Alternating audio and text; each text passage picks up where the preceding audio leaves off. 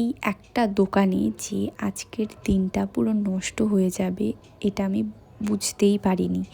তো আজকে সকালবেলা ঘুম থেকে উঠে পড়েছিলাম, যেহেতু রান্না বান্না করে আবার বেরোতে হবে, তো তাই রান্নাবান্না চাপিয়ে নিয়েছিলাম, ঘরদোরটা ক্লিনও করে ফেলেছিলাম।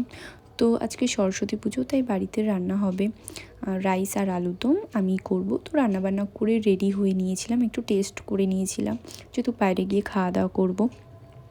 তো আমার বর এসেছিলো বাড়িতে 4টের সময়, তো ওই সময় বেরিয়ে আমাদের গ্রুপের কাছে চলে গেছিলাম। তো সেখানে গিয়ে শুনি কেউ এখনও খাওয়া দাওয়া করেনি আমার জন্যই, সবাই দাঁড়িয়েছিল আমাদের জন্য। তো তারপর চলে গেছিলাম বিরিয়ানির দোকানে, অ্যান্ড এইখানটাই হয়েছে আমাদের জন্য কাল। গিয়ে এই বিরিয়ানির দোকানে প্রচণ্ড লাইন শেষ হয়েছে। যখন আমরা ঘরে বসি তখন দেখতেই পাচ্ছ বাইরে পুরো অন্ধকার হয়ে গেছে, মানে আজকে ঘুরতেই পারিনি।